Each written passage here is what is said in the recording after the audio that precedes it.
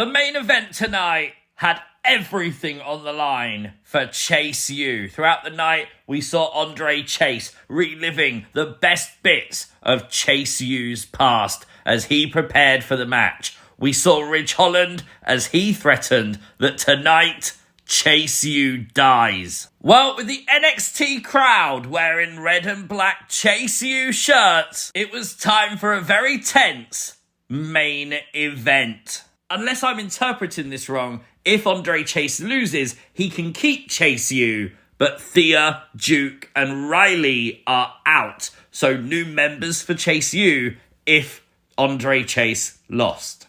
With Duke Hudson getting involved in the match and being speared through a wall, with Thea Hale out there as well, accidentally taken out by Riley Osborne's dive, and Riley Osborne taken out on the exposed concrete. It was down to 2, all or nothing. And one big counter from Ridge Holland would mark the end as Andre Chase loses.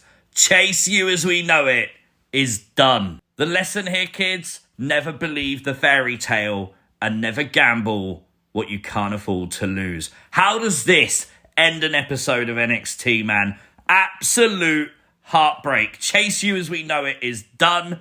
How am I supposed to sleep tonight? This is things you might have missed from NXT. Like the video, hate the content because I hate that Chase U's done, but let's do it.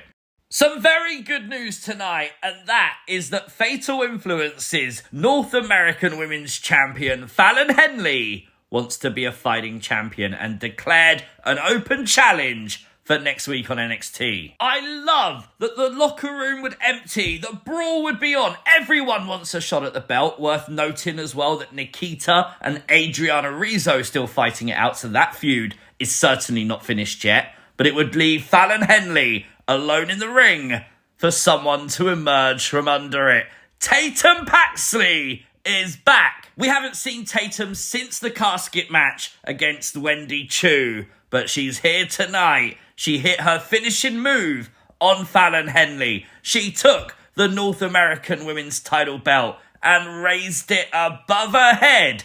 We got the confirmation later in the night that it will be Tatum Paxley versus Fallon Henley next week for the North American Women's Championship. Genuinely, I want this to be the scene next week. I want Tatum to win. I want Tatum to have the belt. Please, please make it happen. As a result of the first match tonight, we were left with scenes just like last week's ending of NXT as the NXT Tag Team Division brawled. Now, this was a one-on-one match between Nathan Frazer and Eddy Thorpe, but of course, all the tag teams from NXT that brawled last week would come out one by one being revealed as they was watching and scouting Nathan Frazer, who is one half of the tag team champions. And I can't lie, I love a good brawl in wrestling, so I love this. It would be, though, Nathan picking up the win. The match didn't end by a DQ, but after the match, the brawl would continue. And Nathan Frazer, though, is added to the Iron Survivor Challenge. Makes it interesting on what they're going to do about the tag belts, because this feels like they're building to Deadline, but now Nathan's in the Iron Survivor. We had a promo video for Julia tonight as she talked about qualifying, hopefully, for the Iron Survivor. And I really like that they built her up and gave you a bit of a history from Japan. Very nice for WWE to do that. If you didn't know who Julia was prior to WWE, this is a good way for you to understand why she's a big deal. Nice as well that we then set up a match for next week as Kalani Jordan wants to beat the best. So she's going to challenge Julia in the hopes of getting in the Iron Survivor Challenge. The women's division in NXT right now is just insanely stacked that we can do these massive matches. It's brilliant. Just like we did this week in the second match as Stephanie went one-on-one with Jada. I thought this was gold, man. What a good match between these two. Genuinely lots of fun. Again, this is the kind of match you could build to headline a premium live event. Love it. Now, Jada was actually closing in on the win here, but she would brick it.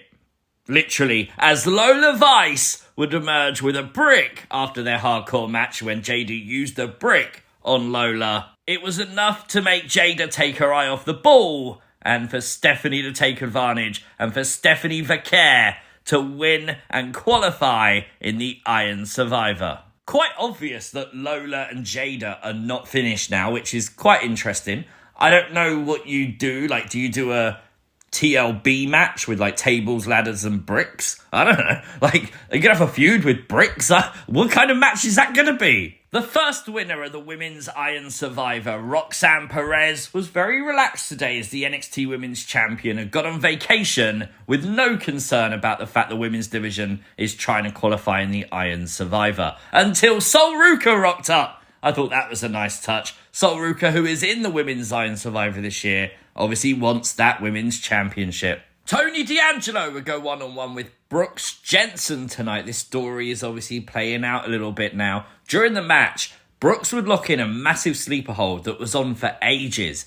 To get out of the move, out of desperation, Tony would go over the top rope, driving Brooks out of the ring, but look at Tony's leg here. Caught up in the ropes. Referee very quick to free Tony. Tony grabbing at his knee, but was able to continue the match like nothing happened. Then Tony D'Angelo would pick up the win. He'd shake hands with Shawn Spears, but it was all a ruse, as from behind, Brooks Jensen targeting the knee of Tony D. I also really like how when Brinley and Dion were making their entrance tonight, Tony was being escorted out, and you saw that on camera. Just those little details really do matter in wrestling.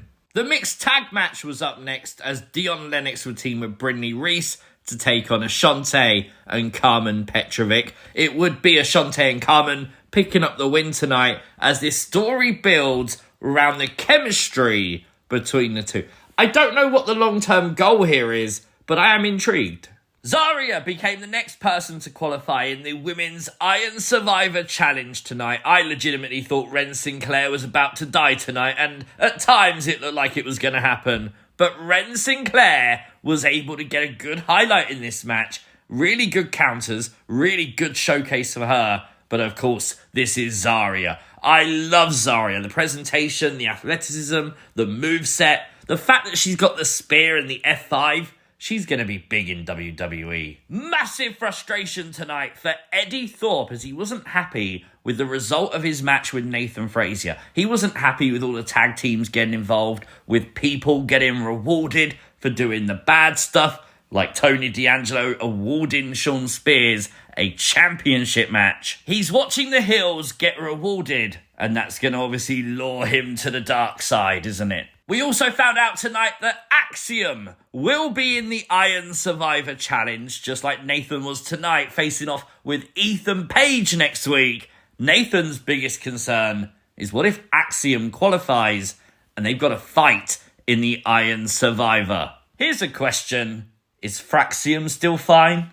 Decent show tonight. Lots obviously riding on that big main event. For me, very solid 7 out of 10. Let me know all your thoughts in the comment section down below. If you are new to the channel, hit the subscribe button, like the video, share the video, follow us on Discord. You can join our server. It's on the profile somewhere.